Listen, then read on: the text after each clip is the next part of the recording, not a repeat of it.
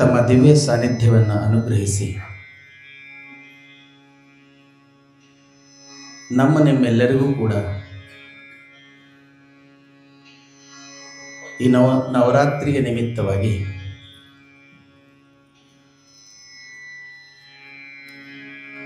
ಇಲ್ಲಿ ನಡೀತಿರುವಂತಹ ಕಾರ್ಯಕ್ರಮಕ್ಕೆ ಸಾನ್ನಿಧ್ಯದ ಸ್ಥಾನವನ್ನು ವಹಿಸಿ ಆಶೀರ್ವಾದವನ್ನು ನೀಡ್ತಾ ಇರುವ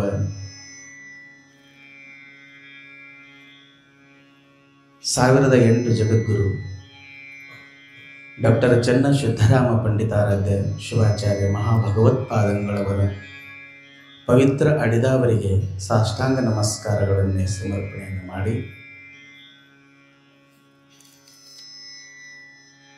ಹಾಗೂ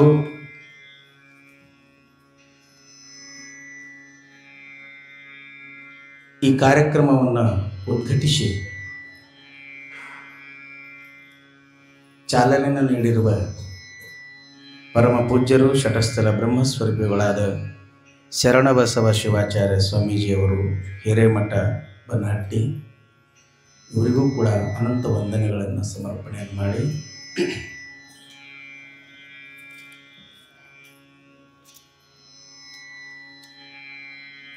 ಯಾವ ಸುಂದರವಾದ ಇಷ್ಟೆಲ್ಲ ಕಥೆಗಳನ್ನು ಮಾಡಿ ಬಂದರೆ ಜಗದ್ಗುರು ಮಹಾಸನ್ನಿಧಿಯವರ ಆದೇಶ ಆಯಿತು, ನೀವು ಬರಬೇಕು. ಆಮೇಲೆ ಇನ್ನೊಂದವರು ಕಂಡೀಷನ್ ಹಾಕಿದ್ರು, ಕನ್ನಡದೊಳಗೆ ಮಾಡಬೇಕು. ಆಮ್ಯಾಗ ಇನ್ನೊಂದು, ನಮ್ಮ ಜೊತೆ ಇರೋರೆಲ್ಲ ಮರಾಠಿ ಕಲಾವಿದರಿರ್ತಾರೆ. ಆದರೂ ಕೂಡ ಹೇಗಾಗುತ್ತೋ ಅಂತ ತಿಳ್ಕೊಂಡು ಮನಸ್ಸಿನಾಗ ಕಳವಳಿಸಿ ಜಗದ್ಗುರು ಮಹಾಸನ್ನಿಧಿಯವರ ಆಶೀರ್ವಾದ ನನ್ನಿಂದ ಐತಿ ಅನ್ನೋದು ಇವತ್ತು ಸಾಕ್ಷಿ ಆಯಿತು. ಅದಕ್ಕೆ ಶ್ರೀ ಸಿದ್ಧಲಿಂಗ ಶಿವಾಚಾರ್ಯ ವೇದ ಮತ್ತು ಆಗಮ ಸಂಸ್ಕೃತ ಪಾಠಶಾಲೆಯ ವಿದ್ಯಾರ್ಥಿಗಳು ಈ ಸ್ತೋತ್ರಕ್ಕೆ ಶೋಭೆಯನ್ನು ತಂದು ಕೊಟ್ಟಿದ್ದೀರಿ ಅಂತಕ್ಕಂಥ ಮಾತನ್ನು ನಿಮಗೆ ನಾನು ಚಪ್ಪಾಳೆ ಮುಖಾಂತರ ಹೇಳ್ತಾ, ಈ ಮಂದಿರದ ಯಾವತ್ತು ಟ್ರಸ್ಟದ ಎಲ್ಲ ಸದಸ್ಯರೇ, ಆಮೇಲೆ ವೇದ ಪಾಠಶಾಲೆಯನ್ನು ವೈಭವದಿಂದ ನಿಮ್ಮೆಲ್ಲರಿಗೆ ಮಾರ್ಗದರ್ಶನವನ್ನು ಮಾಡಿ ನಡೆಸಿಕೊಂಡು ಬರ್ತಿರ್ತಕ್ಕಂಥ ವೇದಮೂರ್ತಿಗಳಾದ ಶ್ರೀಶೈಲ ಶಾಸ್ತ್ರೀಜಿಯವರೇ ಹಾಗೂ ಈ ದೇವಸ್ಥಾನದ ಮಠದ ಎಲ್ಲ ಜವಾಬ್ದಾರಿಯುತ ವ್ಯಕ್ತಿಗಳೇ, ಸನ್ಮಾನಿತರೇ, ಮುದ್ದು ಮಕ್ಕಳೇ, ಹಾಗೂ ಅದೇ ಥರನಾಗಿ ಸಂಗೀತದ ಸೇವೆಯನ್ನು ನೀಡಲಿಕ್ಕೆ ಬಂದಿರತಕ್ಕಂಥ ಧನ್ಪಾಲ್ ದತ್ತು ಪಟವರ್ಧನ್ರವರೇ, ಪ್ರವೀಣ್ ತುಬಾಕೆ ಅವರೇ, ನಿಮ್ಮೆಲ್ಲರ ಅಂತರಾತ್ಮದಲ್ಲಿ ನೆಲೆಸಿರುವಂಥ ಪರಶಿವ ಪರಂಜ್ಯೋತಿಯ ಶರಣಾರ್ಥಿಗಳನ್ನು ತಿಳಿಸಿ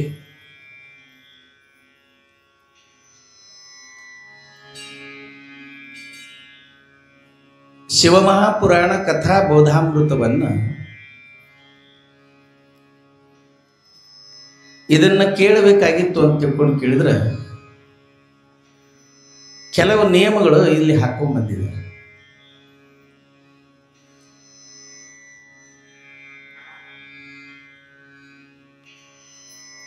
ಇದು ಯಾರಿಗೆ ಹೇಳಿದ್ರು, ಇದನ್ನು ಮೊಟ್ಟ ಮೊದಲು ಯಾರಿಗೆ ಹೇಳಿದ್ರು, ಇದನ್ನು ಎಲ್ಲಿಂದ ಪ್ರಾರಂಭವಾಯಿತು, ಆಮ್ಯಾಗ ಈ ಭೂಲೋಕಕ್ಕೆ ಯಾವಾಗ ಬಂತು ಅನ್ನೋದು ವಿಷಯ ನಾವು ಚರ್ಚೆ ಮಾಡೋಣ ಅಂತ. ಆದರೆ ಶಿವಕಥಾಮೃತ ಬೋಧಾಮೃತವನ್ನು ನಾವು ತಿಳ್ಕೋಬೇಕಾದ್ರೆ ಕೆಲವೊಂದು ನಿಯಮಗಳನ್ನು ನಮ್ಗೆ ಹಾಕೋಬೇಕಾಗತ್ತೆ. ಏನು ನಿಯಮ ರೀ? ಈ 7 ದಿವಸ ಪರ್ಯಂತರವಾಗಿ ನೋಡ್ರಿ, ಇದು ನಮ್ಮ ಭಾಗ್ಯ ಅಂತ ಅನಿಸುತ್ತೆ.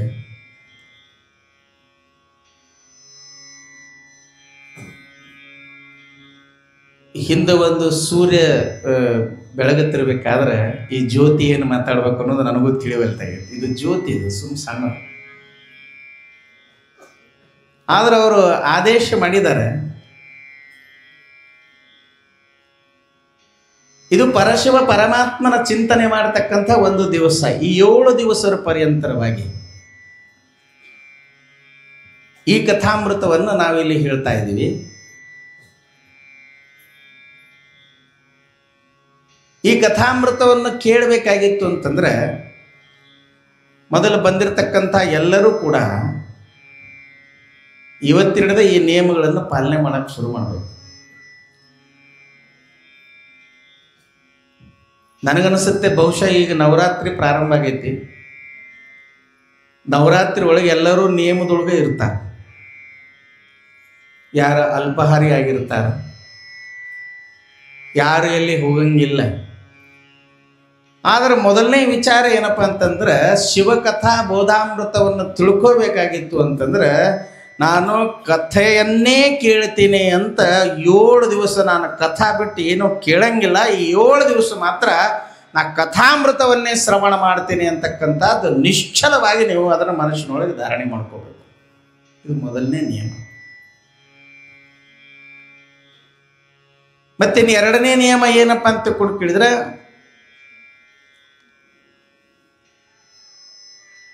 मराठी ಒಳಗೆ ಹೇಳ್ತಾರೆ, मी कथाच श्रवण करेन. चल फार महत्व आहे. ನಾ ಕಥೆಯನ್ನೇ ಕೇಳ್ತೀನಿ ಅಂತ, ಅದು ಕಥಾ ಕೇಳ್ತೀನಿ ಅಂತ ಅಲ್ಲ, ಕಥೆಯನ್ನೇ. ಹಂಗೊಂದು 7 ದಿವಸ ನೀವೇನು ಮಾಡಬೇಕಪ್ಪ ಅಂತಂದ್ರೆ, ನಾ ಇದು ಕಥೆಯನ್ನೇ ಕೇಳ್ತೀನಿ ಅಂತ ತಿಳ್ಕೊಂಡು ಮನುಷ್ಯನೊಳಗೆ ನಿಶ್ಚಯ ಮಾಡಬೇಕು. ಪರಶಿವ ಪರಮಾತ್ಮ ಹೀಗೆ ನಿಶ್ಚಯ ಮಾಡೋದ್ರಿಂದ ಏನು ಕೃಪಾ ಮಾಡ್ತಾನಪ್ಪ ಅಂತ ತಿಳ್ಕೊಂಡು ಕೇಳಿದ್ರೆ, ಕೇಳೋದಿನ ದೂರ ಅದ. ಇಷ್ಟು ನಿಶ್ಚಯ ಮಾಡಿದ್ರೆ ಸಾಕು, ಅವನ ಅನಂತ ಕೃಪಾ ಆಶೀರ್ವಾದಗಳು ನಮ್ಮ ಮ್ಯಾಗ ಬೀಳಾಕ್ ಶುರು ಆಗ್ತಾವ ಅಂತ ತಿಳ್ಕೊಂಡು ಇದರೊಳಗೆ ಉಲ್ಲೇಖ ಆಗ್ತದೆ. ಇದರೊಳಗೆ ಉಲ್ಲೇಖ ನಿಶ್ಚಯ ಆಗ್ಬೇಕ್ರಿ. ಆಮೇಲೆ 2ನೇದು ಏನಪ್ಪ ಅಂತಂದ್ರೆ, ಈ 7 ದಿವಸಗಳ ಪರ್ಯಂತರ, ಆದರೆ ಈಗ ನಾವು 9 ದಿವಸಗಳ ಪರ್ಯಂತರ ನಾನು ಸಾತ್ವಿಕವಾಗಿರ್ತಕ್ಕಂಥ ಅನ್ನವನ್ನೇ ಗ್ರಹಣ ಮಾಡ್ತೀನಿ. ಸಾತ್ವಿಕವಾಗಿರ್ತಕ್ಕಂಥ ಅನ್ನನ್ನೇ ನಾನು ಸ್ವೀಕಾರ ಮಾಡ್ತೀನಿ ಅಂತ ತಿಳ್ಕೊಂಡು ಅದೊಂದು ನಿಶ್ಚಯ ಮಾಡಬೇಕು. ಯಾಕೆ? ಯಥಾ ಖಾಯೆ ಅನ್ನ ತಥಾ ಬನೆ ಮನ್, ಮಾಂಸ ಖಾಯೆ ಮಾಂಸ ಬಡೆ, घी खाए खोपड़ा, दूध पी के चल पड़ा, 60 साल का छोकरा. मांस खाए मांस बड़े, घी खाए खोपड़ा, दूध पी के चल पड़ा, 60 साल का छोकरा. ಯಾಕೆ? ಹೇಗೆ ನಾವು ಅನ್ನವನ್ನು, ಯಾವ ಅನ್ನವನ್ನು ನಾವು ಸ್ವೀಕಾರ ಮಾಡ್ತೀವಿ, ಆ ಅನ್ನದ ಪರಿಣಾಮವಾಗಿ ಸೂಕ್ಷ್ಮ ರೀತಿಯೊಳಗೆ ನಮ್ಮ ಮನಸ್ಸು ತಯಾರಾಗ್ತದೆ ಅಂತ ಶಾಸ್ತ್ರಗಳು ಹೇಳ್ಕೊಂಡು ಬಂದಿದ್ದಾವೆ. ನಾನು ದಿನಾಲು ನಿತ್ಯವಾಗಿ ಸಾತ್ವಿಕವಾಗಿರ್ತಕ್ಕಂಥ ಅನ್ನವನ್ನೇ ಸ್ವೀಕಾರ ಮಾಡ್ತೀನಿ ಅಂತ ತಿಳ್ಕೊಂಡು ಒಂದು ನಿರ್ಣಯ ತಗೋಬೇಕು. ಆಮ್ಯಾಗ 3ನೇದು ಬಹಳ ಮಹತ್ವದ್ದೈತಿ. ಈ ಕಥಾಮೃತ ಬೋಧಾಮೃತಕ್ಕೆ ಮಹಾ ಆರತಿ ಆಗುವಕ್ಕಿಂತ ಪೂರ್ವದೊಳಗೆ ಅಂತ ಆಗೋ ತನಕ ಇದು ಜೀವನ ಪರ್ಯಂತರನೂ ತಗೋಬಹುದು ಸಂಕಲ್ಪ. ನಾ ಜೀವನ ಪರ್ಯಂತರವಾಗಿ ಸಂಕಲ್ಪ ತಗೋರಿ ಅಂತ ಹೇಳಂಗಿಲ್ಲ. ಆದರೆ ಈ 7 ದಿವಸ ಮಾತ್ರ ನಾ ಯಾರ ಮನಸ್ಸನ್ನು ನೋಯಿಸಂಗಿಲ್ಲ ಅನ್ನುವಂಥದ್ದೊಂದು ಪ್ರಮಾಣವನ್ನು ಇವತ್ತಿನ ದಿವಸ ಸ್ವೀಕಾರ ಮಾಡಬೇಕು. ಮೊದಲನೇ ದಿವಸ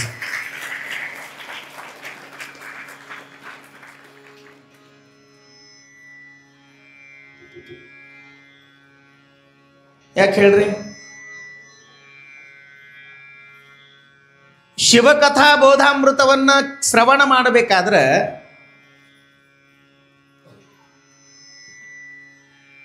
ಈ ಕಥಾ ಶ್ರವಣವನ್ನು ಮಾಡಬೇಕಾದ್ರೆ ಮೊದಲು ನಿಂದನೆಯನ್ನು ಮಾಡೋದು ಬಿಡ್ರಿ ಅಂತ ಹೇಳ್ತೈತೆ. ನಿಂದಾ ಕರುಣಕ, ನಿಂದನೆಯನ್ನು ಮಾಡಬೇಡ್ರಿ. ಈಗ ನೀವು ದಿನಾಲು 1 ತಿಂಗಳ ಗಟ್ಟಲೆ ಪೂಜಾ ಮಾಡಿದ್ರಿ. ಒಬ್ಬೊಬ್ರು ಹೇಳ್ತಾರೆ, ನಾವು ರೀ ಶ್ರಾವಣ ಮಾಸ ತುಂಬ ತುಂಬ ತುಂಬ ಅಂದ್ರೆ ಗೊತ್ತಾಯ್ತು ನಿಮ್ಗೆ. ನಾವು 1008 ಬಿಲ್ವ ಏರಿಸಲಾರದೆ, ಯಾರಿಗೆ ಬಿಲ್ವವನ್ನು ಸಮರ್ಪಣೆ ಮಾಡದೆ ನಾವು ಒಂದು ಹನಿ ಕೂಡ ನೀರು ಬಾಯೊಳಗೆ ಹಾಕಂಗಿಲ್ಲ ಅಂತ ಹೇಳ್ತಾರೆ.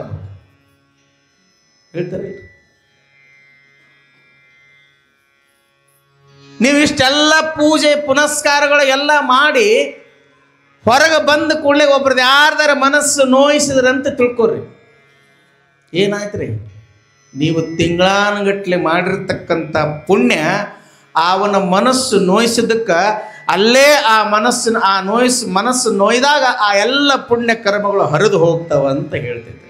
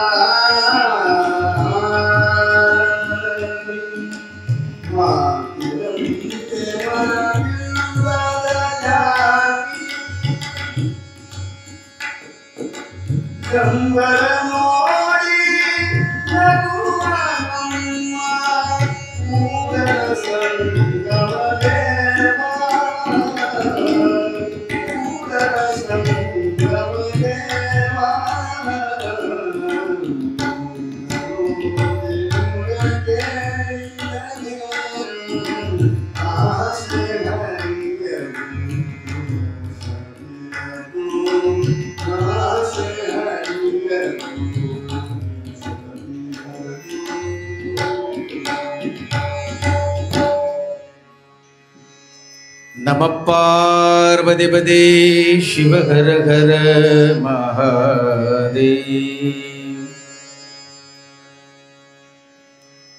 ಬಹಳ ಸುಂದರವಾಗಿರ್ತಕ್ಕಂಥ ವಚನವನ್ನು ಹಾಡಿದ್ರು. ಜೋರಾಗಿ ಚಪ್ಪಾಳೆ ತಟ್ಟಿ ಅವರಿಗೆ ಸ್ವಾಗತವನ್ನು. 100 ನೋದಿ 100 ಕೇಳಿದರೇನು ಫಲ, ಆಶ ಹರಿಯದ ರೋಷ ಬಿಡದ ಮಜ್ಜನ ಕೆರಿದರೇನು ಫಲ, ಮಾತಿನಂತೆ ಮನವಿಲ್ಲದ ಜಾತಿ ಡಂಬರ ನೋಡಿ ನಗುವ ನಮ್ಮ ಕೂಡಲ ಸಂಗಮ ದೇವ.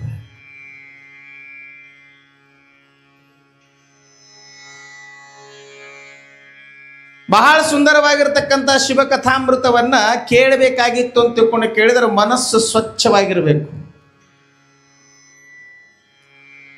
ಆಮ್ಯಾಗ ಎಲ್ಲರಿಗೂ ಇದು ಕಥಾ ತಿಳಿಯಂಗಿಲ್ಲ. ಇಲ್ಲಿ ಕುಂತರ್ನು ಕೆಲವ್ರು ಇಲ್ಲೇ ಕುಂತಿರ್ತಾರ, ಆದ್ರೆ ಅವ್ರ ಮನಸ್ಸು ಮಾತ್ರ ಇಲ್ಲಿ ಇರಂಗಿಲ್ಲ. ಅದು ಹೋಗಿರ್ತದೆ ತಿರುಗಾಡಕ್ಕೆ ಹೊರಗೆ. ತಿಳ್ಕೋಬೇಕು ಯಾಕೆ ಹಿಂಗೆ ಆಗ್ತದಂತ ತಿಳ್ಕೊಂಡು ಕೇಳಿದ್ರೆ ಅವರ ಮನುಷ್ಯನೊಳಗೆ ಏನಿರ್ತದಪ್ಪ ಅಂತ ತಿಳ್ಕೊಂಡು ಕೇಳಿದ್ರೆ ಕೆಲವೊಂದು ಪಾಪ ಕರ್ಮಗಳಿಂದ ಗ್ರಸಿತವಾಗಿರ್ತಕ್ಕಂಥ ಆ ಮನಸ್ಸು ಪವಿತ್ರವಾಗಿರಂಗಿಲ್ಲ.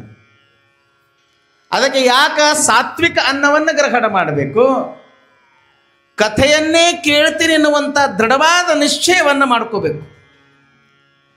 ಆಮ್ಯಾಗೆ ಈ 7 ದಿವಸ ಪರ್ಯಂತರವಾಗಿ ನನ್ನಿಂದ ಯಾರ ಮನಸ್ಸನ್ನು ಕೂಡ ನೋಯಿಸಬಾರ್ದು, ನೋಯಿಸಲಾರ್ದಂಗೆ ನಾನು ನಡ್ಕೊಂತೀನಿ ಎನ್ನುವಂಥ ಮನಸ್ಸಿನೊಳಗೆ ಗಟ್ಟಿಯಾಗಿ ಒಂದು ವಚನ ಸ್ವೀಕಾರ ಮಾಡಬೇಕು.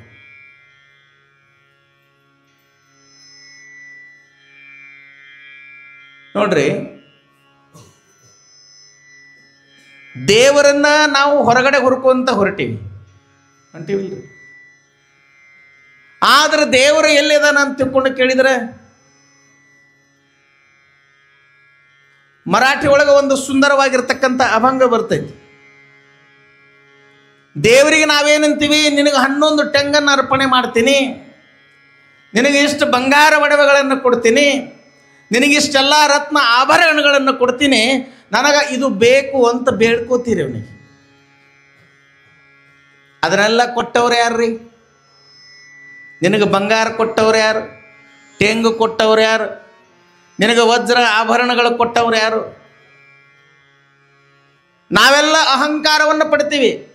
ಎಲ್ಲಕ್ಕಿಂತ ದೊಡ್ಡದಾಗಿರ್ತಕ್ಕಂಥ ಶಿವಭಕ್ತ ಈ ಜಗತ್ತಿನಲ್ಲಿ ಯಾರಾದರೂ ಇದ್ರೆ ಅವ ಯಾರಾಗಿ ಹೋದಪ್ಪ ಅಂತ ತಿಳ್ಕೊಂಡು ಕೇಳಿದರೆ ರಾವಣ ಎಲ್ಲಕ್ಕಿಂತ ದೊಡ್ಡ ಶಿವಭಕ್ತರಿ. ಆದರೆ ಅವನಲ್ಲಿ ಏನಿತ್ತು? ನಾ ಅನ್ನೋದಿತ್ತು. ನಮ್ಮ ಮನೆಗಳೆಲ್ಲ ಇಟ್ಟಂಗಿಲಿ ಕಟ್ಟಿವಿ, ನಾವು ಭಾಳ ಆದ್ರೆ ಕಲ್ಲಿಲಿ ಕಟ್ಟಿರ್ಬೋದು, ಭಾಳ ಒಂದಿಷ್ಟು ಕಟ್ಟಿಗೆಗಳನ್ನು ಅದರಲ್ಲಿ ಉಪಯೋಗಿಸ್ಕೊಂಡಿರ್ಬೋದು. ಆದ್ರೆ ರಾವಣನ ಮನೆ, ರಾವಣನ ರಾಜಮಹಲ ಎಂಥದ್ದಿದ್ದಪ್ಪ ಅಂತ ತಿಳ್ಕೊಂಡು ಕೇಳಿದ್ರೆ ಬಂಗಾರದ ಇಟ್ಟಂಗಿಗಳಿಂದವ ಅವನ ರಾಜ್ಯವನ್ನು ಕಟ್ಟಿದ್ದ. ಬಂಗಾರದ ಇಟ್ಟಂಗಿ ಕೇಳಿರೇನಿಲ್ಲರೇ? ಬಂಗಾರದ ಇಟ್ಟಂಗಿಯಿಂದ ಅವ ತನ್ನ ರಾಜ್ಯವನ್ನು ಕಟ್ಕೋತಾನ. ಈಗ ವಿಚಾರ ಮಾಡ್ರಿ, ಒಂದು ಇಟ್ಟಂಗಿ ಇಲ್ಲ ನಂಬಲ್ಲಿ. ಆದರೂ ನಾ ಹೋದರೆ ಅದು ಮುಂದೆ ಹೋಗ್ತದೆ.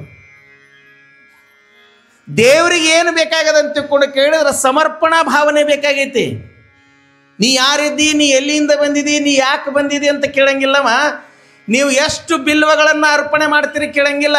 ನೀವು ಬಿಲ್ವ ಅರ್ಪಣೆ ಮಾಡ್ರಿ, ನೀವು ಶಂಖ ಊದ್ರಿ, ನೀವು ಘಂಟಾನಾದವನ್ನು ಮಾಡ್ರಿ, ನೀವು ನೈವೇದ್ಯ ಅರ್ಪಣೆ ಮಾಡ್ರಿ, ನೀವು ಎಲ್ಲ ಮಾಡೋಕ್ಕಿಂತ ಪೂರ್ವದೊಳಗೆ ನಿಮ್ಮ ಮನಸ್ಸನ್ನು ಮಾತ್ರ ಅವನಿಗೆ ಕೊಟ್ಟರೆ ನಿಮ್ಮನ್ನು ಹರಿಸಿ ಕಾಯ್ತಾನಂತ ತಿಳ್ಕೊಂಡು ಶಿವಮಹಾಪುರಾಣ ಕಥೆ ಹೇಳ್ತದೆ. ನಿಮ್ಮ ಮನಸ್ಸು ಕೊಡಬೇಕಾದ್ರೆ ಮನಸ್ಸು ಹೇಗಿರ್ಬೇಕ್ರಿ?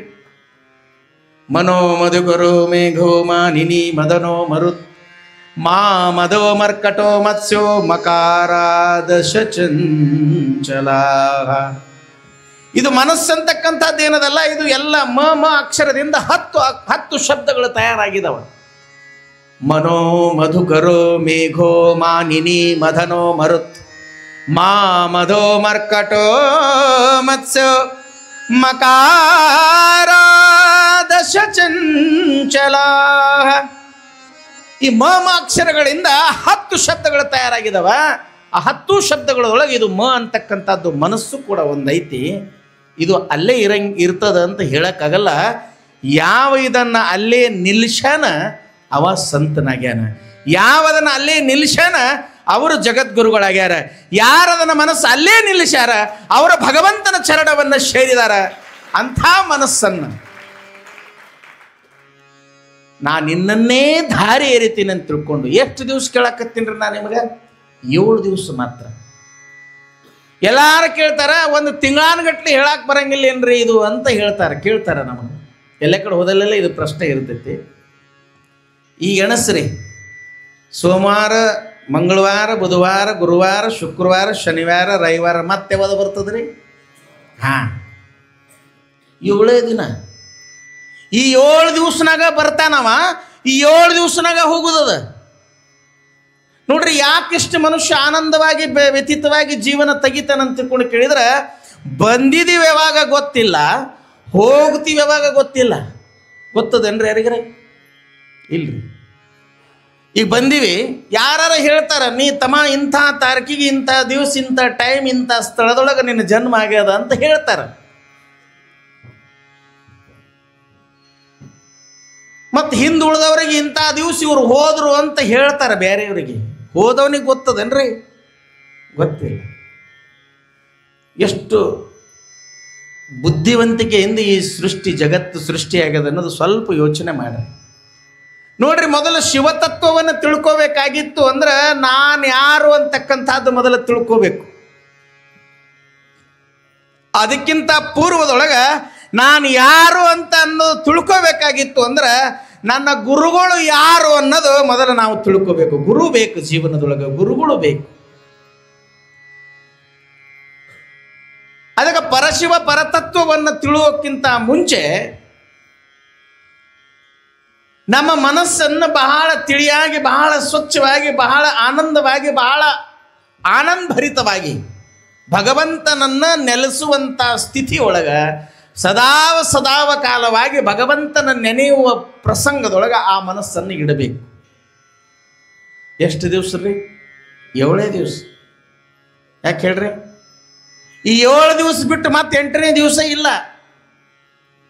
ಯಾರು ಬಂದಿರಂದ್ರೆ 7 ದಿವಸನಾಗ ಬಂದಿರ್ತಾರ, ಯಾರು ಹೋಗಿದ್ರಂದ್ರು 7 ದಿವಸನಾಗ ಹೋಗಿರ್ತಾರ. ರಾಜ ಪರೀಕ್ಷಿತ ರಾಜ ಅಂತ ಆಗಿ ಹೋದ. ಅವನಿಗೆ ಭಾಗವತ ಕಥಾಮೃತವನ್ನು ಕೇಳಿಸಿದರು. ಎಷ್ಟು ದಿವಸನೊಳಗೆ? 7 ದಿವಸನೊಳಗೆ. ಅವನಿಗೆ ಶಾಪಿತ್ತು, 7 ದಿವಸನೊಳಗೆ ನಿನ್ನ ಮೃತ್ಯು ಆಗ್ತದ ಅಂತ ಹೇಳಿದ್ರು. ಆ 7 ದಿವಸನೊಳಗೆ ನಿನಗೆ ಮೃತ್ಯು ಆಗ್ತದಂತ ಹೇಳಿದ್ರೆ ಆ ಭಾಗವತ ಕಥಾಮೃತವನ್ನು ಇಷ್ಟು ಶ್ರವಣದಿಂದ, ಇಷ್ಟು ಭಕ್ತಿಯಿಂದ, ಇಷ್ಟು ಚೈತನ್ಯ ರೂಪದಿಂದ ಅವ ಕೇಳ್ತಾನಲ್ಲ, 7ನೇ ದಿವಸ ಅವನ ಎದುರುಗಡೆ ಬಂದು ಮೃತ್ಯು ನಿಂತಾಗ ಆನಂದದಿಂದ ಅವ ಮೃತ್ಯುವನ್ನು ಕೊರಳಿಗೆ ಹಾಕೊಂತಾನಲ್ಲ, ಅದನ್ನು ಕಲಿಸ್ತೈತಿ ಕಥಾಮೃತ. ಈ ಕಥಾಮೃತ ಏನು ಕಲಿಸ್ತದ್ರಿ ಜೀವನದೊಳಗೆ ಅಂದ್ರೆ ಹೆಂಗೆ ಬದುಕಬೇಕು, ಹೆಂಗೆ ಭಗವಂತನನ್ನು ಒಲಿಸ್ಕೋಬೇಕು, ಹೆಂಗೆ ಭಗವಂತನ ಚರಣವನ್ನು ನಾವು ನಮ್ಮದಾಗಿಸ್ಕೋಬೇಕು, ಹೆಂಗೆ ನಾವು ಗುರುವಿನ ಸೇವೆಯನ್ನು ಮಾಡಿ ಭಗವಂತನಲ್ಲಿ ನಾವು ವಿಲೀನರಾಗಬೇಕು ಅನ್ನೋದು ಯಾವುದಾದ್ರೂ ಇವತ್ತು ತಿಳಿಸ್ತದಂತ ತಿಳ್ಕೊಂಡು ಕೇಳಿದ್ರೆ ಅದು ಕಥಾಮೃತವನ್ನು ಅಷ್ಟೇ ತಿಳಿಸಕ್ಕೆ ಸಾಧ್ಯ ಐತಿ, ಮತ್ತೆ ಯಾವುದರಿಂದಲೂ ಕೂಡ ತಿಳಿಸಕ್ಕೆ ಸಾಧ್ಯ ಇಲ್ಲ.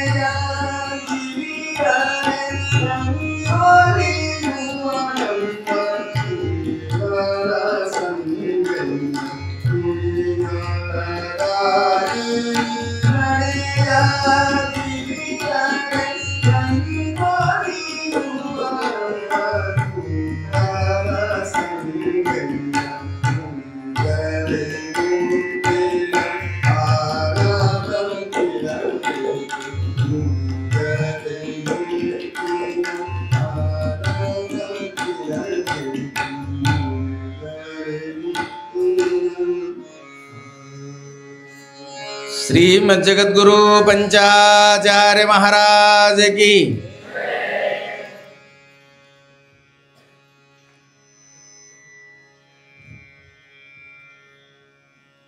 ಈ ಕೆಲವು ನಿಯಮಗಳನ್ನು ನಾವು ಇವತ್ತಿನ ದಿವಸ ಸಂಕಲ್ಪಿತವನ್ನಾಗಿ ಮಾಡಿಕೊಂಡ್ರೆ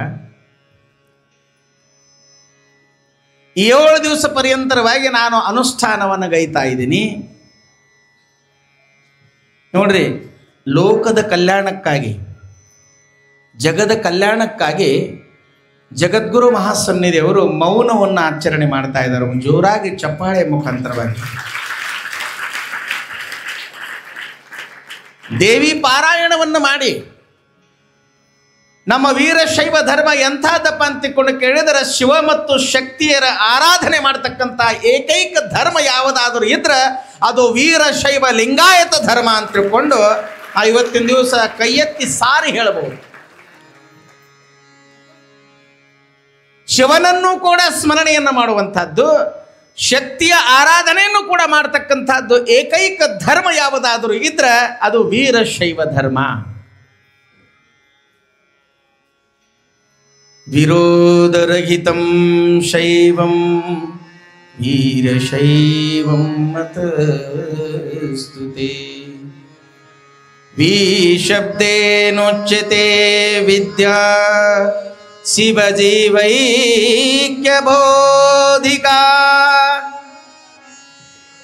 ವಿ ಶಬ್ದೇನೋಚ್ಯತೆ ವಿದ್ಯಾ ಶಿವ ಜೀವೈಕ್ಯ ಬೋಧಿಕ. ಶಿವ ಮತ್ತು ಜೀವ ಇವೆರಡರ ಐಕ್ಯದ ಬೋಧನೆಯನ್ನು ಮಾಡ್ತಕ್ಕಂಥದ್ದು ಯಾವುದಾದರೂ ಧರ್ಮ ಇದ್ರೆ ಅದು ವೀರಶೈವ ಲಿಂಗಾಯತ ಧರ್ಮ. ವೀರಶೈವ ಲಿಂಗಾಯತ ಧರ್ಮ ನೋಡ್ರಿ, ನವರಾತ್ರಿ ಮಹೋತ್ಸವದ ನಿಮಿತ್ತವಾಗಿ ಇದೇನೋ ನಮ್ಮ ಪೂರ್ವ ಜನ್ಮದ ಪುಣ್ಯ ಅಂತ ಅನ್ಕೋತೀನಿ. ಇಂಥ ಒಂದು ವೀರಭದ್ರೇಶ್ವರನ ತಾಣದಲ್ಲಿ ಈ ಪ್ರಥಮ ವರ್ಷದಲ್ಲಿ ಹೇಳ್ತಕ್ಕಂಥ ಖಂಡ ಸತಿ ಮಹಾತ್ಮೆಯ ಖಂಡ. ಇದು ಈಗ ಸತಿ ಮಹಾತ್ಮೆಯ ಖಂಡದೊಳಗ ವೀರಭದ್ರೇಶ್ವರನ ಅವತಾರ ಬರ್ತದೆ.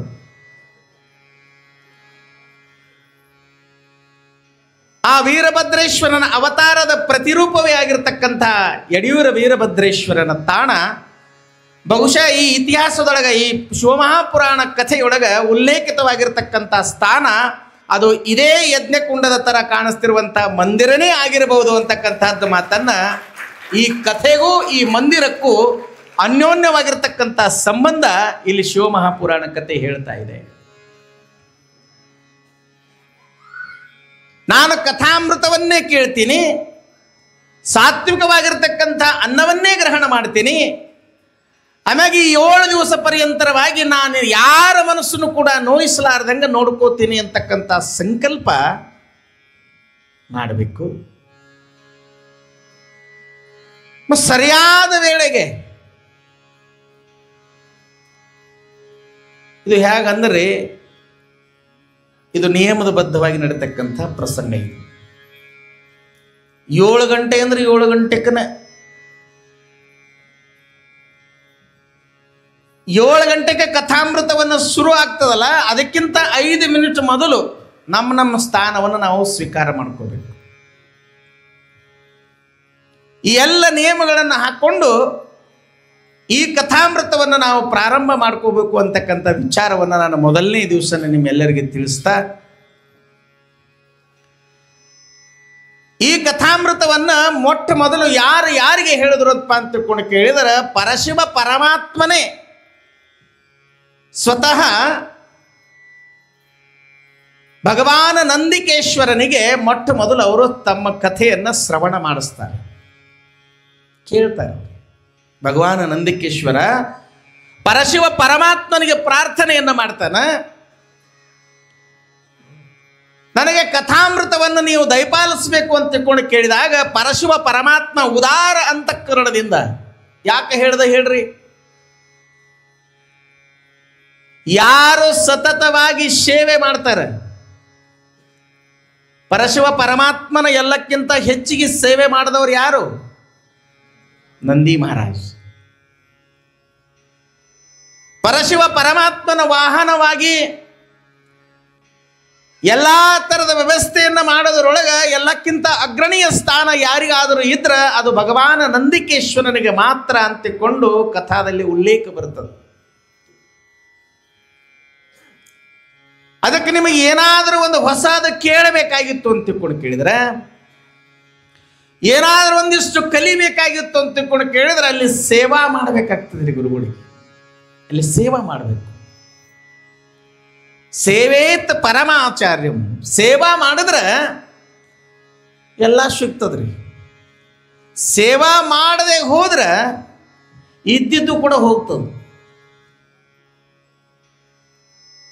ಅದಕ್ಕೆ ನೀವೆಲ್ಲ ವಿದ್ಯಾರ್ಥಿಗಳಿದಿರಲ್ಲ, ಜೀವನದೊಳಗೆ ಮೊದಲು ಸೇವಾ ಮಾಡೋದನ್ನು ಬಹಳ ಸುಂದರವಾಗಿ ರೂಢಿಸ್ಕೋಬೇಕು.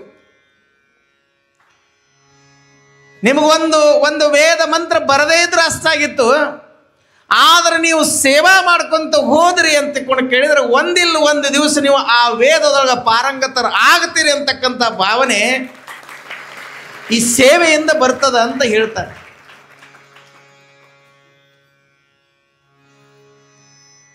ಅವಾಗ ಭಗವಾನ್ ನಂದಿಕೇಶ್ವರ ಪರಮಾತ್ಮನಿಗೆ ಪ್ರಶ್ನೆ ಮಾಡ್ತಾನಪ್ಪ, ನನ್ನ ಜೀವನವನ್ನು ಉದ್ಧಾರ ಮಾಡುವುದರ ಸಲುವಾಗಿ ನನಗೆ ಶಿವ ಮಹಾಕಥಾ ಬೋಧಾಮೃತವನ್ನು ಕೇಳಬೇಕು ಅಂತ ಬಹಳ ಉತ್ಕಟವಾಗಿರ್ತಕ್ಕಂಥ ಇಚ್ಛೆ ಆಗ್ಯದ, ನೀವು ಹೇಳ್ರಿ ಅಂತ. ನಮ್ಮ ಮೊಟ್ಟ ಮೊದಲು ಆವಾಗ ಪರಶಿವ ಪರಮಾತ್ಮ ಬಹಳ ಉದಾರ ಅಂತಃಕರಣದಿಂದ, ಯಾಕೆ ಹೇಳ್ರಿ, ಒಬ್ಬೊಬ್ರು ಅಂತಿರ್ತಾರೆ ಗುರುಗಳು ನಮ್ಮ ಮ್ಯಾಲ ಬಹಳ ಪ್ರೇಮ ಅದಾರ್ರಿ ಅಂತಂತಾರೆ. ಯಾಕಂತಾರೆ ಹೇಳ್ರಿ, ಅವ್ರಿಗೆ ಗೊತ್ತಿರ್ತೈತಿ ಅದು. ಸದಾವ ಕಾಲವಾಗಿ ಯಾವಾಗಲೂ ಕೂಡ ತನ ಮನ ಧನದಿಂದ ಅವರು ಸದಾವ ಕಾಲವಾಗಿ ಸೇವೆಯನ್ನು ಮಾಡಿರ್ತಾರೆ. ಅದಕ್ಕೆ ಗುರುಗಳ ಕೃಪಾ ಕಟಾಕ್ಷ ಅವರ ಮೇಲೆ ಆಗಿರ್ತದೆ ಅಂತ ತಿಳ್ಕೊಂಡು ಅವರಿಗೆ ಹೇಳ್ತಾರ, ನಮ್ಮ ಮ್ಯಾಲ ಬಹಳ ಉದಾರ ಅಂತಃಕರಣದಿಂದ ಗುರುಗಳು ನಮ್ಮನ್ನು ನೋಡ್ತಾರ್ರಿ. ಯಾಕೆ ನೋಡ್ತಾರೆ ಹೇಳ್ರಿ, ಸೇವಾ. ಈ ಸೇವೆಯನ್ನು ಮಾಡಿದ್ರೆ ಸಾಕು, ಅವಿದ್ಯಾವಂತರಿಗೂ ಕೂಡ ವಿದ್ಯಾವಂತರಾಗ್ತಾರ ಅಂತ ಅದ್ರೊಳಗೆ ಬರ್ತದೆ. ವಿದ್ಯೆ ಬರದೇ ಹೋದ್ರೂ ಕೂಡ ಸೇವೆಯಿಂದ ಅವ ಬಹಳ ವಿದ್ವಾನನಾಗ್ತಾರ ಅಂತ ಹೇಳಿದ್ದಾರೆ. ಆಗ ಪರಶಿವ ಪರಮಾತ್ಮನಿಗೆ ಅದಕ್ಕೆ ಹೇಳ್ತಾರೆ, ಒಳಗೆ ಹೋಗಿ ಒಮ್ಮೆ ದೇವರು ಗುಡಿ ಒಳಗೆ ಹೋಗಬಾರದು. ಪರಶಿವ ಪರಮಾತ್ಮನನ್ನು ನಮಸ್ಕಾರ ಮಾಡಬೇಕಾದ್ರೆ ಮೊದಲ ಹಂಗ ಒಳಗೆ ಹೋಗಿ ದೇವರ ಗುಡಿ ಒಳಗೆ ಶಿವಲಿಂಗವನ್ನು ಮುಟ್ಟಿ ಅಥವಾ ಶಿವಲಿಂಗಿಗೆ ಸ್ಮರಣೆಯನ್ನು ಮಾಡಿ ಶಿವಲಿಂಗವನ್ನು ಸ್ಮರಿಸಬಾರದು. ಯಾಕಂದ್ರೆ ಇವ ಮೊದಲು ಹೊರಗೆ ಕುಂತಾನೆ ಇಲ್ಲಿ.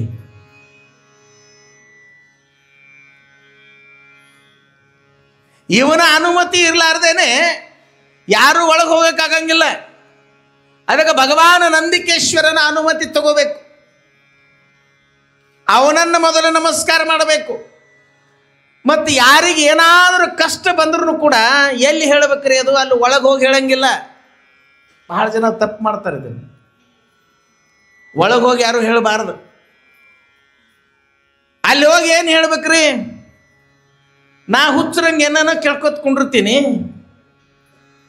ನನ್ನ ಮಾತಿಗೆ ನೀವು ಅಷ್ಟು ಮಹತ್ವ ಕೊಡಬೇಡ್ರಿ, ನನಗೇನು ಒಳ್ಳೆಯದು ಅನಿಸ್ತದ, ನನಗೇನು ಒಳ್ಳೆಯದು ಕೊಟ್ಟರೆ ಒಳ್ಳೆಯದಾಗ್ತದ, ನೀವು ಏನು ಕೊಟ್ಟರೆ ನಂದು ಒಳ್ಳೆಯದಾಗ್ತದ, ಅದನ್ನೇ ನನಗೆ ಕೊಡ್ರಿ ಅಂತ ತಿಳ್ಕೊಂಡು ಅವರಲ್ಲೇ ಬೇಡ್ಕೋಬೇಕು.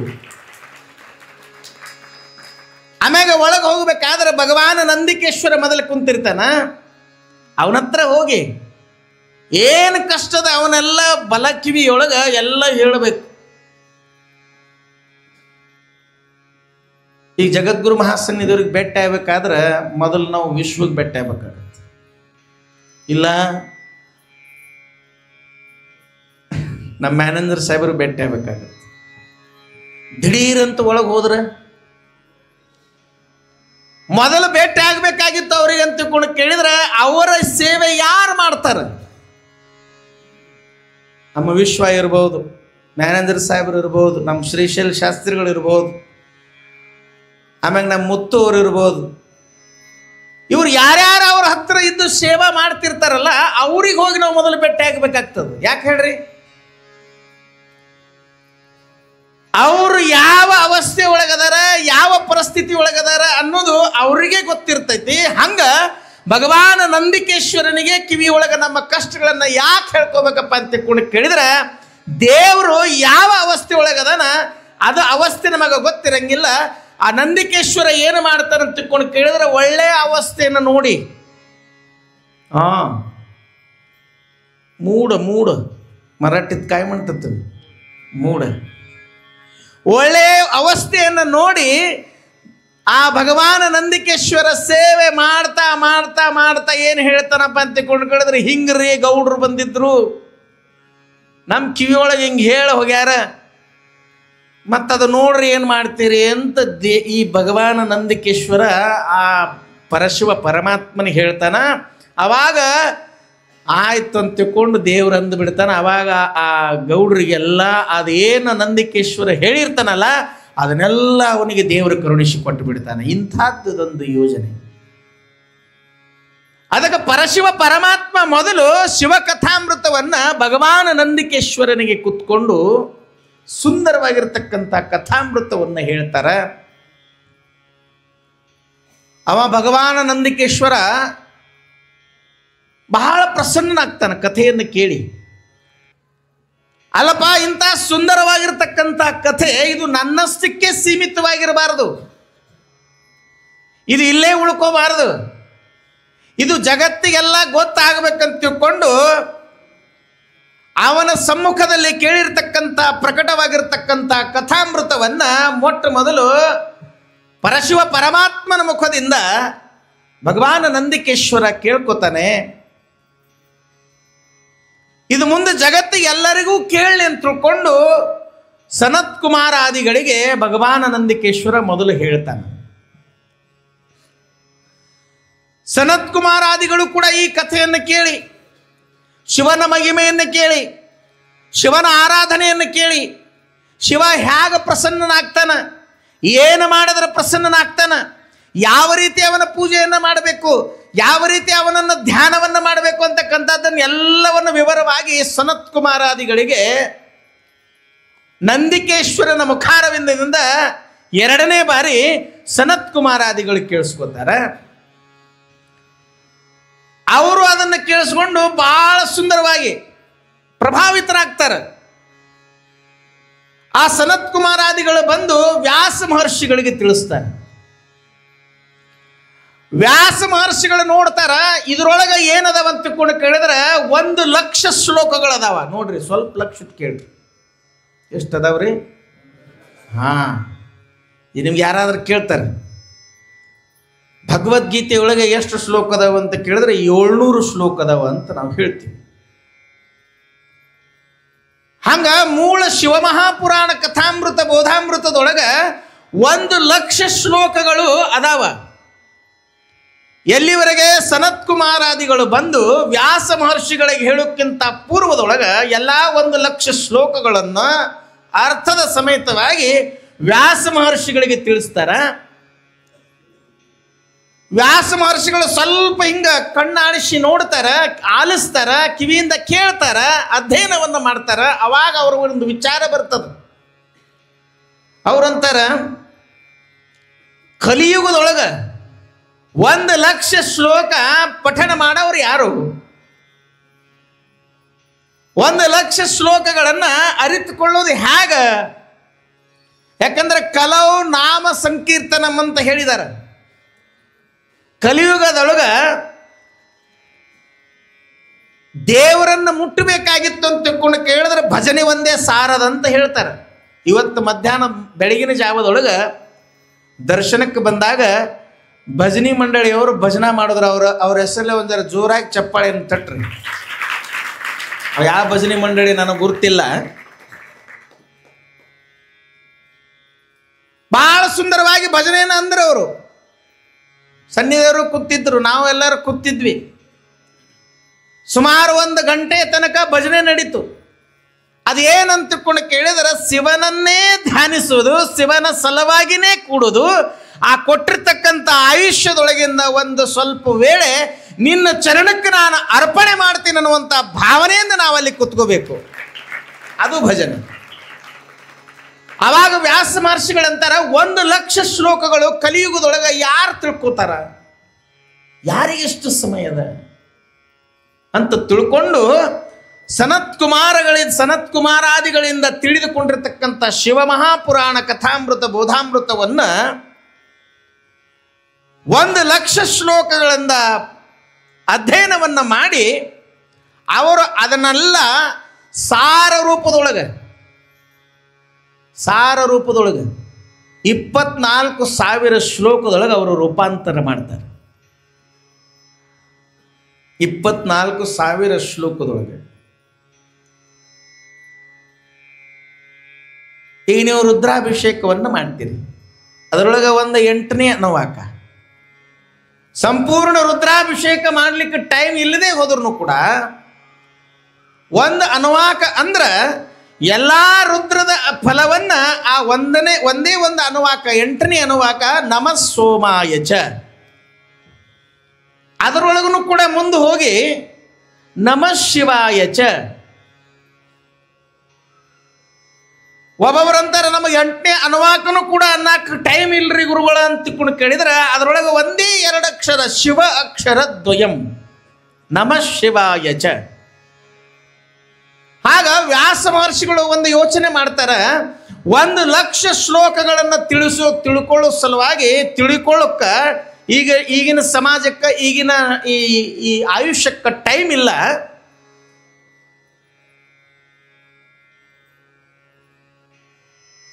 ನೋಡ್ರಿ, ನಾನೊಬ್ರು ಡಾಕ್ಟರ್ ಕಡೆ ಹೋಗಿದ್ದೆ.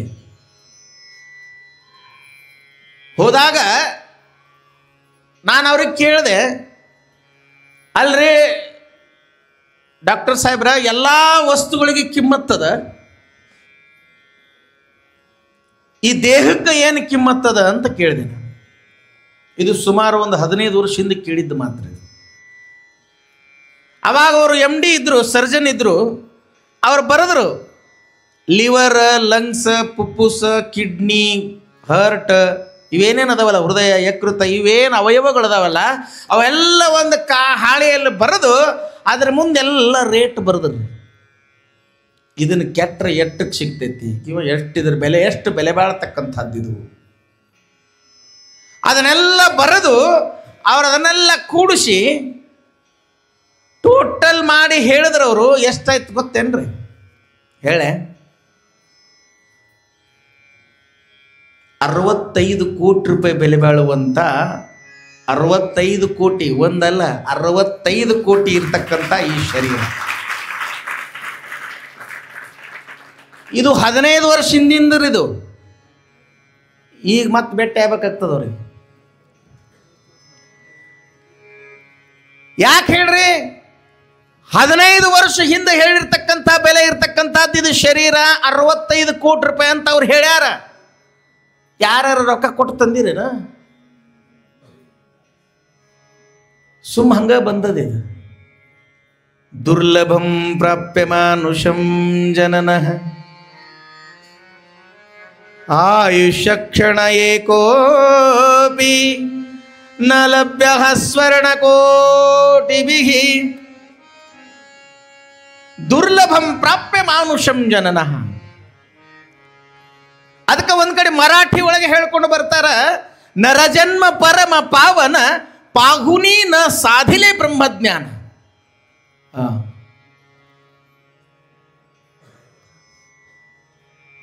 ನರಜನ್ಮ ಪರಮ ಪಾವನ ಪಾಹುನಿ ನ ಸಾಧಿಲೆ ಬ್ರಹ್ಮಜ್ಞಾನ पूछ विनादो पाई लांडागार्त बगीजा नरजन्न परम पावन पाहुनीन साधिले ब्रह्मज्ञान. नरजन्म परम पावन पाहुनीन साधिले ब्रह्मज्ञान. नरजन्म परम पावन पाहुनीन साधिले ब्रह्मज्ञाನ. ಮರಾಠಿ ಎಷ್ಟು ಮಂದಿ ತಿಳಿತದ? ಕೈ ಎತ್ತಿರಿ ಸ್ವಲ್ಪ. ಅಯ್ಯೋ, ಒಳ್ಳೆ तू तर नांदेडच आहे की.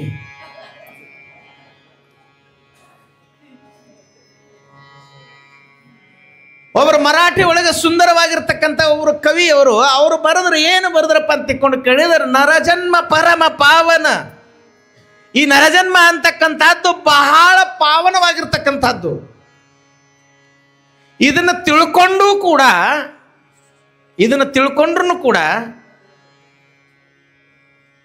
ಈ ಜನ್ಮ ಎದಕ್ಕೆ ಸಿಕ್ತ್ರಿ? ಬ್ರಹ್ಮಜ್ಞಾನದ ಸಾಧನೆಯನ್ನು ಮಾಡೋ ಸಲುವಾಗಿ ಸಿಕ್ಕೈತಿ. ಯಾರ್ಯಾರ ರೊಕ್ಕ ಕೊಟ್ಟು ತಂದಿರೇನು ಇದಕ್ಕೆ?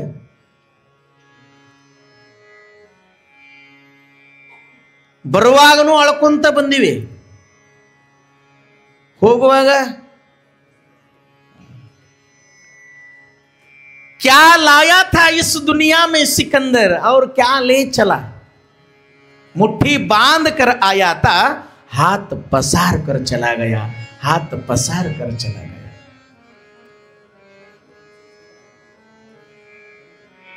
ಬ್ರಹ್ಮಜ್ಞಾನದ ಸಾಧನೆಯನ್ನು ಮಾಡುವ ಸಲುವಾಗಿ ಈ ಜೀವನ ಸಿಕ್ಕೈತೆ. ಅದು ಪುಕ್ಕಟ್ಟೆ ಕೊಟ್ಟನ ದೇವ್ರ.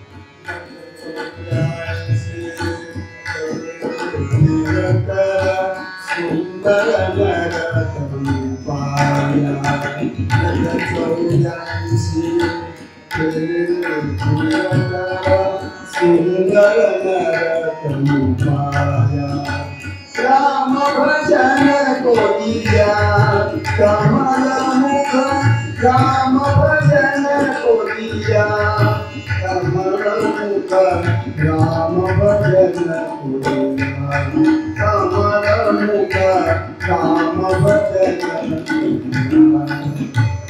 आया पिया सुख से सोया, इनमें प्यार कमाया, खाया पिया सुख से सोया, इनमें प्यार कमाया. राम भजन को दिया कमल मुख, राम भजन को दिया कमल मुख, राम भजन जो मुख किसी दिन राम नाम नहीं, वहाँ तुम कुछ नहीं. जो मुख किसी दिन राम नाम नहीं, वहाँ तुम कुछ नहीं किया. राम भजन को दिया कमल मुख, राम भजन को दिया कमल मुख, राम भजन को दिया कमल मुख, राम भजन को दिया. कहत कबीरा सुन भाई साधु, आया वैसा गया. कहत कबीरा सुन भाई साधु, आया वैसा गया. राम भजन को दिया कमल मुख, राम भजन को दिया कमल मुख, राम भजन को दिया कमल मुख, राम भजन को दिया कमल मुख, राम भजन को दिया. नमः पार्वतीपते शिव हर हर महादेव.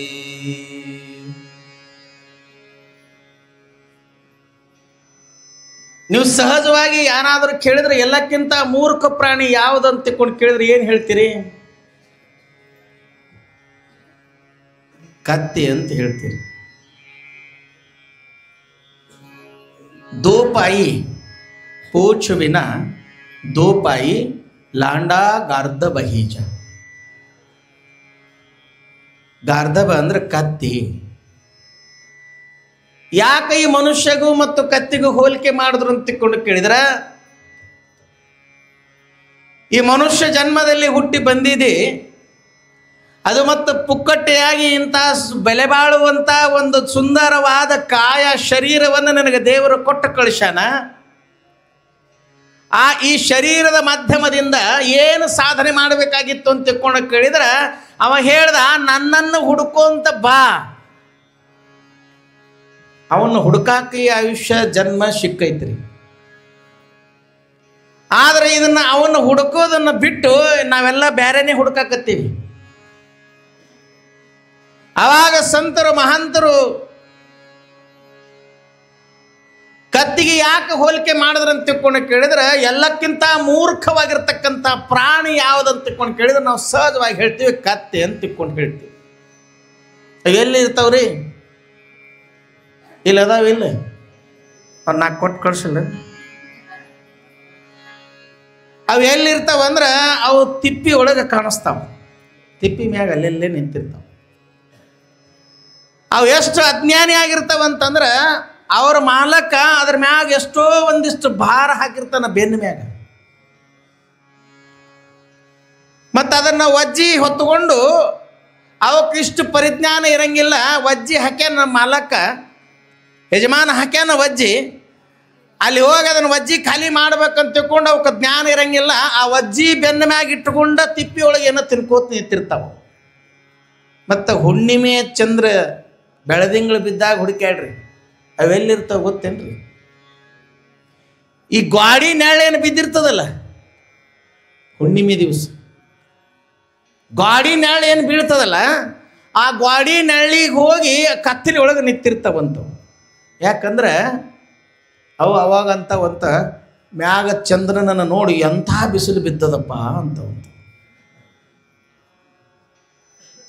ಅಷ್ಟೆಲ್ಲ ವಜ್ಜಿ ಹೊತ್ಕೊಂಡು ಬ್ಯಾಸಿಗೆ ಒಳಗೆ ಬಿಸಿ ಬಿಸಿ ಬಿಸಿಲು ಇರಬೇಕಾದ್ರೆ ಆ ತಿಪ್ಪಿ ಮ್ಯಾಗ ನಿಂತಾಗ ಅವಕ್ಕೆ ಬಿಸಿಲು ಬಡಿಯಂಗಿಲ್ಲ. ಹುಣ್ಣಿಮೆಯ ಚಂದ್ರ ಬೆಳದಿಂಗಳ ಚೆಲ್ಲಿ ಇನ್ನು ಗಾಡಿ ಕತ್ತಲಿ ಒಳಗೆ ನೋಡ್ರಿ, ಆ ಹುಣ್ಣಿಮೆಯ ಬೆಳದಿಂಗಳಕ್ಕೆ ಅವೇನಂತವಂತ ಎಷ್ಟು ಬಿಸಿಲು ಬಡ್ಯಾಕತ್ತವ ಅಂತ ತಿಳ್ಕೊಂಡು ಒಂದಿಷ್ಟು ಗಾಡಿ ನಳ್ಳಿಗೆ ಹೋಗಿ ನಿಂತಿರ್ತಾವ. ಇದು ಮೂರ್ಖಲ್ಲೇನ್ರಿ? ಅದಕ್ಕೆ ಪರಶಿವ ಪರಮಾತ್ಮನಿಗೆ ಸ್ಮರಣೆಯನ್ನು ಮಾಡಬೇಕಾದ್ರೆ ಇಂಥ ಅಮೂಲ್ಯವಾಗಿರ್ತಕ್ಕಂಥ ಶರೀರವನ್ನು ದೇವರು ಕೊಟ್ಟಾನ.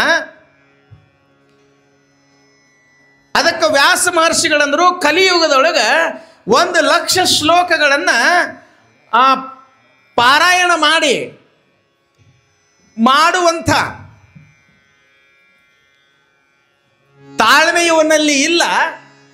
ಅದನ್ನೆಲ್ಲ ಅಭ್ಯಾಸ ಮಾಡಿ ವ್ಯಾಸ ಮಹರ್ಷಿಗಳು ಏನು ಮಾಡಿದ್ರು ಅಂದ್ರೆ 24,000 ಶ್ಲೋಕದ ಸಾರವನ್ನು ಅವರು ತೆಗೆದಿಟ್ರು. ಆಮೇಲೆ ಆ 24,000 ಶ್ಲೋಕಗಳು ತೆಗೆದ್ರು ಅವರ ದಿವ್ಯ ಜ್ಞಾನದಿಂದ. ಅಂದ್ರೆ 1,00,000 ಶ್ಲೋಕಗಳನ್ನು ಪಾರಾಯಣ ಮಾಡೋದಕ್ಕಿಂತ 24,000 ಶ್ಲೋಕಗಳನ್ನು ಪಾರಾಯಣ ಮಾಡಿದ್ರೆ ಸಾಕು, ಕೇಳಿದ್ರೆ ಸಾಕು. ಎಲ್ಲ ಶಿವಮಹಾಕಥಾಮೃತವನ್ನು ಕೇಳಿದಷ್ಟು ಪುಣ್ಯ ಆ 24,000 ಶ್ಲೋಕಗಳು ಮಾಡಿದ್ರೆ ಮಾತ್ರ ಸಿಗುತ್ತದೆ ಅಂತ ತಿಳ್ಕೊಂಡು ವ್ಯಾಸ ಮಹರ್ಷಿಗಳು ಸಂಗ್ರಹಿಸಿದ್ರು. ಈಗ ವ್ಯಾಸ ಮಹರ್ಷಿಗಳು ಎಂಥವ್ರು ಅಂತ ಸ್ವಲ್ಪ ಚಿಂತನೆ ಮಾಡಬೇಕಾಗ್ತದೆ. ಅವ್ರು ಹೆಂಗಿದ್ರಿ? ಇಷ್ಟು ಜ್ಞಾನ, ಇಷ್ಟು ಭಕ್ತಿ, ಇಷ್ಟು ವೈರಾಗ್ಯ ಅವರಲ್ಲಿ ಇರಬೇಕಾಗಿದ್ರೆ ಅವ್ರು ಹೆಂಗಿರಬಾರ್ದು? ಒಂದ್ಸಲ ಅವರು ಸಮುದ್ರದ ದಂಡಿಗೆ ಹೋಗಿ ತಮ್ಮ ದಂಡ ಕಮಂಡಲ ಆವ್ಗಿ ಎಲ್ಲ ಗ್ರಂಥಗಳನ್ನು ಬದಿಗಿಟ್ಟು ಅವರು ತಪ ಮಾಡ್ತಾ ಕೂತ್ಕೊಂಡಿರ್ತಾರೆ. ನೋಡ್ರಿ ವ್ಯಾಸ ಮಹರ್ಷಿಗಳು ಹೆಂಗಿದ್ರು ಅನ್ನೋದನ್ನು ಹೇಳಕತ್ತೀನಿ. ನಾವು ಬರಿತೀವಂತ ಹೋದ್ರೆ ನಮಗೆ ಬರೆಯೋಕ್ಕಾಗೋದಿಲ್ಲ. ಅಂಥವರೇ ಅದನ್ನು ರೂಪಿಸ್ಕೋಬೇಕು. ಅಂಥ ವ್ಯಾಸ ಮಹರ್ಷಿಗಳು ಎಂಥವರಿದ್ರಪ್ಪ ಅಂತ ತಿಳ್ಕೊಂಡು ಕೇಳಿದ್ರೆ, ಸಮುದ್ರದ ತಡದಲ್ಲಿ ಹೋಗಿ ಕುತ್ಕೊಂಡು ಅವೆಲ್ಲ ಪೂಜಾ ಸಾಹಿತ್ಯಗಳನ್ನು ಮುಂದಿಟ್ಟುಕೊಂಡು ಜಪಮಾಲೆಯನ್ನು ಹಿಡಿದು ಅವರು ಜಪ ಮಾಡುತ್ತಿರುವಂಥ ಸಂದರ್ಭದೊಳಗೆ ಧ್ಯಾನ ಮಗ್ನರಾಗಿ ಕೂತಿರ್ಬೇಕಾದ್ರೆ ಸಮುದ್ರ ದೇವಿಗೆ ಅಹಂಕಾರ ಬಂತು.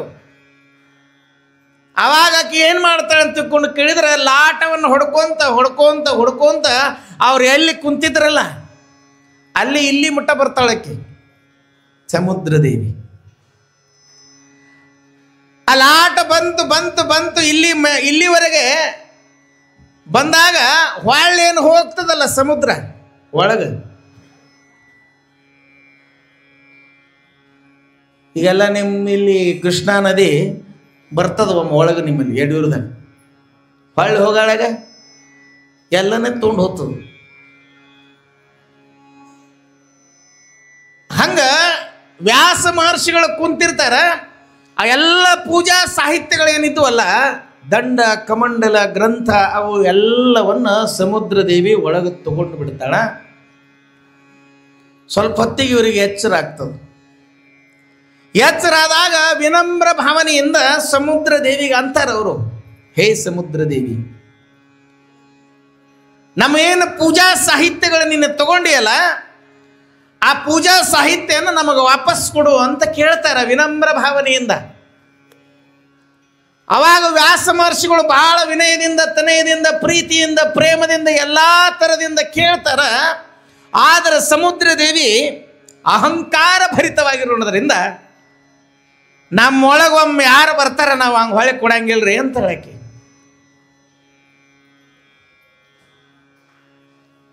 ಆವಾಗ ಕುಳಿತಿರ್ತಕ್ಕಂಥ ಆಸನದ ಮ್ಯಾಗ ಎದ್ದು ನಿಂತು ಸಿಟ್ಟಿನಿಂದ ವಿರಾಟ ಸ್ವರೂಪವನ್ನು ಧಾರಣೆ ಮಾಡಿ ಆ ಎಲ್ಲ ಸಮುದ್ರವನ್ನೇ ಬೊಗಸಿ ಒಳಗೆ ಹಿಡಿದು ಎತ್ತಿ ನಿಂದಿರ್ತಾರೆ. ನೀವು ಮನೆಗೆ ಹೋಗ್ರಿ, ಮನೆಗೆ ಹೋಗಿ ಒಂದು ಗಿಲಾಸ್ ನೀರ ಇದ್ರಾಗ ಹಾಕಿ ಹಿಡ್ರಿ ನೋಡು. ನೀವು ಒಂದು ಗಿಲಾಸ್ ನೀರು ನಿಂದ್ರಂಗಿಲ್ಲ ನಮ್ಮ ಕೈಯಾಗ. ಒಂದು ಗಿಲಾಸ್, ಒಂದು ಬಟ್ಟಲ, ಒಂದು ಅರ್ಧ ಬಟ್ಲ ಚೆಲ್ಲಾರ್ದಂಗೆ ಹಿಡ್ಕೊಂಡು ನಿಂದಿರ್ಬೇಕು. ಮನೆಗೆ ಹೋಗಿ ಮಾಡಿ ನೋಡ್ರಿ. ಅವಾಗ ವ್ಯಾಸ ಮಹರ್ಷಿಗಳು ಸಿಟ್ಟಿಗೆದ್ದು ಅಲ್ಲೋಲ ಕಲ್ಲೋಲವಾಗಿರ್ತಕ್ಕಂಥ ಸಮುದ್ರವನ್ನ ತಮ್ಮ ಬೊಗಸಿ ಒಳಗೆ ಎತ್ತಿ ಹಿಡಿದು ನಿಂದಿರ್ತಾರ. ಅವಾಗ ಸಮುದ್ರ ದೇವಿಯ ಅಹಂಕಾರ ಪಾರಾಗ್ತದ. ಅವಾಗ ಆಕೆ ಕ್ಷಮಾ ಕೇಳ್ತಾಳ. ಹೇಳುವ ತಾತ್ಪರ್ಯ ಇಷ್ಟೇ, ವ್ಯಾಸ ಮಹರ್ಷಿಗಳಲ್ಲಿ ಎಂಥ ಶಕ್ತಿ ಇತ್ತಪ್ಪ ಅಂತ ತಿಳ್ಕೊಂಡು ಕೇಳಿದ್ರೆ ಅವರ ಶಿವಮಹಾಪುರಾಣ ಕಥಾಮೃತವನ್ನು ಓದಿ ಅರಸಿ ಅರಕೊಂಡು ಆ ಎಲ್ಲ 1,00,000 ಶ್ಲೋಕದೊಳಗಿಂದ 24,000 ಶ್ಲೋಕಗಳನ್ನು ಬದಿಗೆ ತೆಗೆಯುವಂಥ ಸಾಮರ್ಥ್ಯ ವ್ಯಾಸ ಮಹರ್ಷಿಗಳಲ್ಲಿ ಇತ್ತು ಅಂತಕ್ಕಂಥದ್ದನ್ನು ಇಲ್ಲಿ. ಆಮ್ಯಾಗ ವ್ಯಾಸ ಮಹರ್ಷಿಗಳು ಅದನ್ನು ಅಲ್ಲಿಗೆ ಬಿಡಂಗಿಲ್ಲ. ಇದು ಮತ್ತೆ ಎಲ್ಲ ಜಗತ್ತಿಗೆ ಗುರುತಾಗಬೇಕು, ಮತ್ತಿಷ್ಟು ಶಿವನ ಮಹಿಮೆಯನ್ನು ಹೆಚ್ಚಿಸಬೇಕು, ಇನ್ನಿಷ್ಟು ಶಿವನ ಪರಂಪರೆ, ಶಿವನ ಲೀಲೆಗಳು ಎಲ್ಲರೂ ಕೇಳಲಿ ಅಂತಕ್ಕಂಥ ಭಾವನೆಯಿಂದ ಸೂತ ವ್ಯಾಸ ಮಹರ್ಷಿಗಳು ಏನು ಮಾಡ್ತಾರೆ ಅಂತಂದ್ರೆ ಸೂತ ಪುರಾಣಿಕರನ್ನು ತಿಳ್ಕೊಂಡು ಅವರಿಗೆ ಹೇಳ್ತಾರೆ.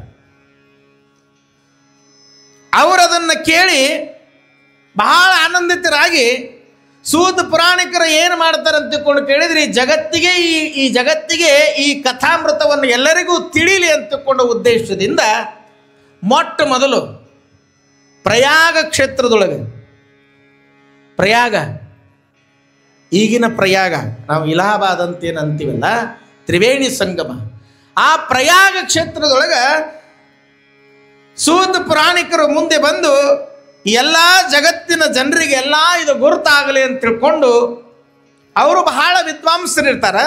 ಅಂಥ ಯಾವ ಸೂತ ಪುರಾಣಿಕರು ಗಂಗಾ ಯಮುನಾ ಸರಸ್ವತಿಯ ಸಾನ್ನಿಧ್ಯದೊಳಗೆ ಆ ಒಂದು ಪವಿತ್ರವಾದ ಸ್ಥಾನದೊಳಗೆ ಅಲ್ಲಿ ಕುತ್ಕೊಂಡು ಏನು ಮಾಡ್ತಾರೆ ಅಂತ ತಿಳ್ಕೊಂಡು ಕೇಳಿದ್ರೆ ಎಲ್ಲ ಜಗತ್ತಿಗೆ ಪ್ರಪ್ರಥಮವಾಗಿ ಈ ಪೃಥ್ವಿಯ ಮೇಲೆ ಕಥಾಮೃತವನ್ನು ಹೇಳಿದವರು ಯಾರಾದರಿದ್ರೆ ಅವರು ಸೂತ ಪುರಾಣಿಕರಿಂದ ಈ ಕಥಾಮೃತವನ್ನು ಪ್ರಾರಂಭವಾಯಿತು ಅಂತಕ್ಕಂಥ ಕಥೆ. ಅವ್ರು ಹೇಳಿದ್ದನ್ನು ಎಲ್ಲರೂ ಹೇಳ್ಕೊಂತ ಬಂದು ಇವತ್ತು ಜಿಂತೂರು ಸ್ವಾಮಿಗಳು ಮತ್ತು ನಿಮ್ಮ ಯಡಿಯೂರು ಕ್ಷೇತ್ರಕ್ಕೆ ಸನ್ನಿಧಿಯವರಾಜ್ಞೆ ಮೇರೆಗೆ ಬಂದು ವೀರಭದ್ರೇಶ್ವರನ ತಾಣದ ಮುಂದೆ ಇಲ್ಲಿನೂ ಕೂಡ ಕಥಾಮೃತವನ್ನು ಪ್ರಾರಂಭ ಆಯಿತು ಅಂತಕ್ಕಂಥ ವಿಷಯ. ಈ ಕಥಾಮೃತ ಎಂಥದ್ದಪ್ಪ ಅಂತ ತಿಳ್ಕೊಂಡು ಕೇಳಿದ್ರೆ ಮೊಟ್ಟ ಮೊದಲು ಜೀವನದೊಳಗೆ ಯಾವ ಕೆಲಸ ಮಹತ್ವದೈತಿ ಹೇಳ್ರಿ? ನಾನು ಹೇಳಿದೆ 65 ಕೋಟಿ ಬೆಲೆ ಬಾಳುವಂತ ಒಂದು ಶರೀರ ದೇವರ ನಮಗೆ ಪುಕ್ಕಟ್ಟೆಯಾಗಿ ಕೊಟ್ಟನ. ಅಂಥ ಯಾವ ಪುಕ್ಕಟ್ಟೆಯಿಂದ ಕೊಟ್ಟಿರ್ತಕ್ಕಂಥ ಶರೀರದ ಬಳಕೆ ಹೇಗೆ ಮಾಡಬೇಕು ಅನ್ನೋದು ಈ ಕಲಿಯುಗದೊಳಗೆ ತಿಳಿಲಿಲ್ಲ. ಹೇಗಾಗಿದ್ರೆ ಜೀವನ ಅಂತಂದ್ರೆ ಯೂಸ್ ಮೀ.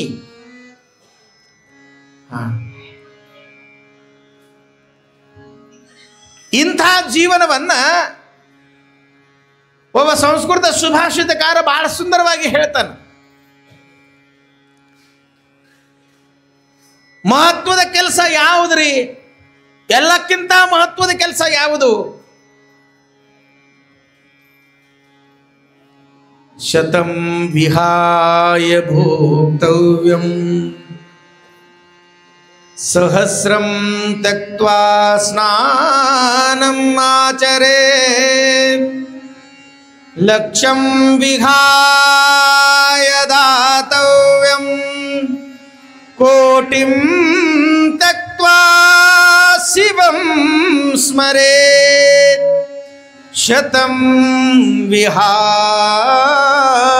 ಭೋಕ್ತವ್ಯಂ ಸಹಸ್ರಂ ತ್ಯಕ್ತ್ವಾ ಸ್ನಾನಂ ಆಚರೇತ್ ಲಕ್ಷಂ ವಿಹಾಯ ದಾತವ್ಯಂ ಕೋಟಿಂ ತ್ಯಕ್ತ್ವಾ ಶಿವಂ ಸ್ಮರೇತ್ ಕೋಟಿಂ ತ್ಯಕ್ತ್ವಾ ಶಿವಂ ಸ್ಮರೇತ್.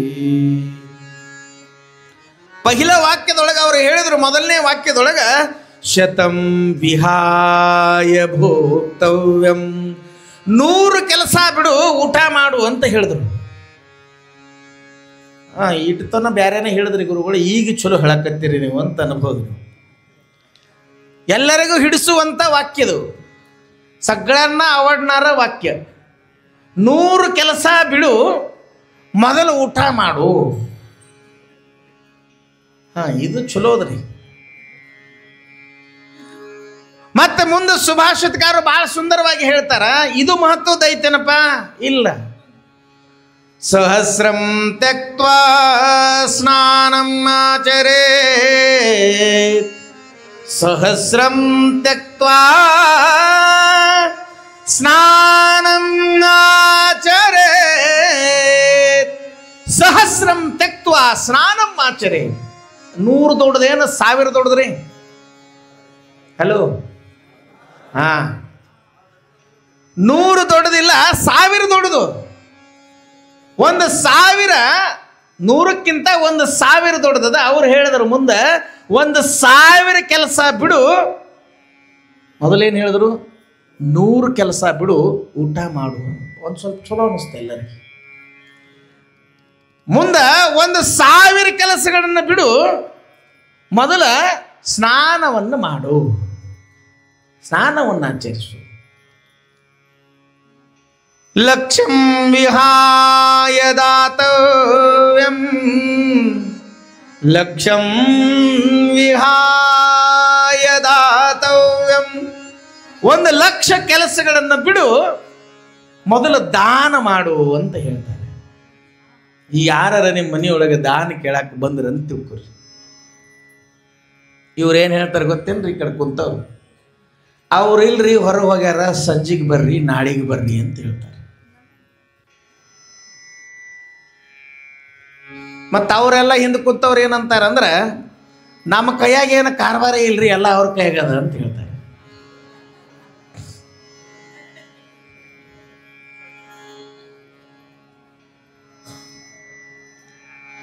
ಲಕ್ಷಂ ವಿಹಾಯ ದಾತವ್ಯಂ, 1,00,000 ಕೆಲಸ ಇದ್ರೆ ಅವೆಲ್ಲ ಬದಿಗಿಡುವಪ್ಪ.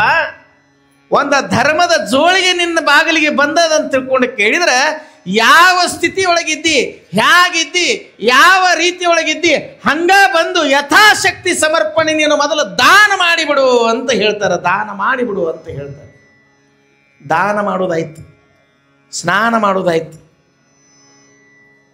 ಊಟ ಮಾಡೋದಾಯ್ತು, ಇವೆಲ್ಲ ಮಹತ್ವದ ಕೆಲಸಗಳದಾವೇನ್ರಿ ಅಂತ ಕೇಳಿದ್ರೆ ಇದಕ್ಕಿಂತ ಒಂದು ದೊಡ್ಡದು ಮಹತ್ವದ್ದಾಗಿರ್ತಕ್ಕಂಥ ಕೆಲಸದ್ರಿ.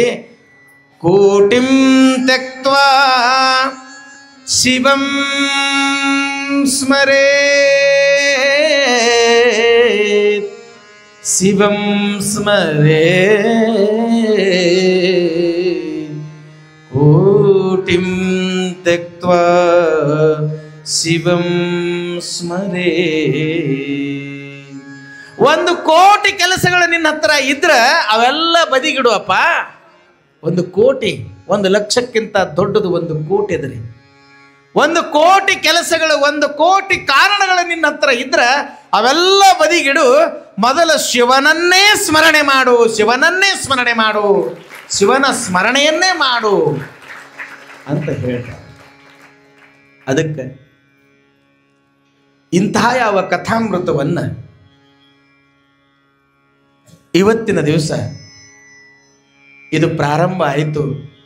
ಇನ್ನು ನಾಳಿನ ದಿವಸ ಸರಿಯಾದ ಸಮಯಕ್ಕೆ ಸಾತ್ವಿಕ ಅನ್ನವನ್ನೇ ಗ್ರಹಣ ಮಾಡಿ ಆಮೇಲೆ ನಾನು ಕಥಾಮೃತವನ್ನೇ ಕೇಳ್ತೀನಿ ಅನ್ನುವಂಥ ನಿಶ್ಚಲ ತತ್ವವನ್ನು ಮನಸ್ಸಿನೊಳಗೆ ಧಾರಣೆ ಮಾಡಿಕೊಂಡು ಆಮ್ಯಾಗ 7 ದಿವಸ ಪರ್ಯಂತರವಾಗಿ ನಾನು ಯಾರ ಮನಸ್ಸನ್ನು ಕೂಡ ನೋಯಿಸಂಗಿಲ್ಲ ಅನ್ನುವಂಥ ನಿಶ್ಚಯವನ್ನು ಮನಸ್ಸಿನಲ್ಲಿ ಮಾಡಿಕೊಂಡು ದೇವರು ಕೊಟ್ಟಿರ್ತಕ್ಕಂಥ ಇಷ್ಟು ಬೆಲೆ ಬಾಳುವಂಥ ಶರೀರವನ್ನು ಕೊಟ್ಟಿದ್ದಾನಲ್ಲ, ಆ ಶರೀರದ ಉಪಯೋಗ ನಾನು 7 ದಿವಸ ಪರ್ಯಂತರವಾಗಿ ಆ ಭಗವಂತನ ಚರಣದಲ್ಲಿಯೇ ನಾನು ಇರ್ತೀನಿ ಅಂತಕ್ಕಂಥ ಭಾವನೆಯನ್ನು ಮನಸ್ಸಿನಾಗ ಇಟ್ಟುಕೊಂಡು ನಾಳಿನ ದಿವಸ ಸರಿಯಾದ ಸಮಯಕ್ಕೆ ನೀವೆಲ್ಲರೂ 7 ಗಂಟೆಗೆ ಬರಬೇಕು ಅನ್ನುವಂಥ ಮಾತನ್ನು ಈ ಸಂದರ್ಭದಲ್ಲಿ ತಿಳಿಸಿ.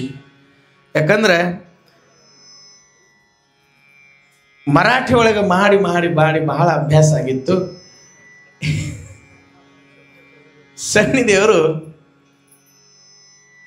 ಅಪ್ಪಣೆ ಮಾಡಿದ್ದಾರೆ, ಕನ್ನಡದೊಳಗನೆ ಹೇಳಬೇಕು ಅಂತ ತಿಳ್ಕೊಂಡು ಅವರೇ ನನ್ನನ್ನು ಹರಿಸಿ ನುಡಿಸ್ತಾ ಇದ್ದಾರೆ ಅಂತಕ್ಕಂಥ ಭಾವನೆಯನ್ನು ನಾನು ಅವರ ಚರಣದಲ್ಲಿ ನಮಿಸಿ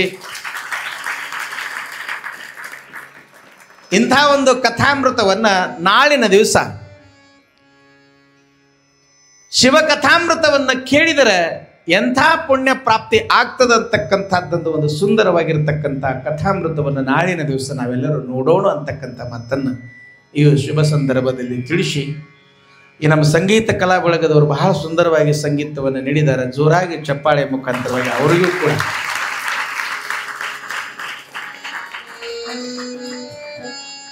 ಯಾಕಂದ್ರೆ ನಾನೊಂದು ತೀರ ನೀನೊಂದು ತೀರ ಅಂದಂಗೆ ಆಗೈತೆ ನಮ್ಮ ಬೆಳೆ. ಯಾಕಂದ್ರೆ ಅವರು ಇನ್ನು ಈಗ ಆಗಲೇ ಬಂದು ಬೆಟ್ಟಾಗ್ಯಾರ ನನಗೆ. ನಾವು ಅಲ್ಲಿಯವರು, ಇವ್ರು ಇಲ್ಲಿಯವರು, ಹಿಂಗಾಗಿ ಏನಾಗತ್ತದಂದ್ರೆ ನಾಳೆ ಹೇಳ್ತೀನಿ. ಅದಕ್ಕೆ ಬಹಳ ಸುಂದರವಾಗಿ ಇಬ್ಬರು ಭಾಳ ಅನ್ಯೋನ್ಯವಾಗಿ, ಯಾಕಂದ್ರೆ ನಾವು ಮರಾಠಿಯವರಿಗೆ ಕರ್ಕೊಂಬರ್ಬೇಕು ಅಂದ್ರೆ ನಾ ಕನ್ನಡ ಮಾತಾಡಿದ್ರೆ ಅವ್ರಿಗೆ ಏನೂ ತಿಳಿಯಂಗಿಲ್ಲ, ಏನು ಬಾರಿಸ್ಬೇಕು ಅವ್ರು. ಪಾಪ ಅವ್ರಿಗೆ ಒಂದಿಷ್ಟು ಕನ್ನಡದ ಅವ್ರಿಗೆ ಗಂಧೆ ಇಲ್ಲ, ಮತ್ತು ಅವ್ರಿಗೆ ಗಂಧ ಇರ್ಲಾರ್ದಕ್ಕೆ ಈ ಗಂಧ ಎಲ್ಲಿ ಹಚ್ಕೋಬೇಕು.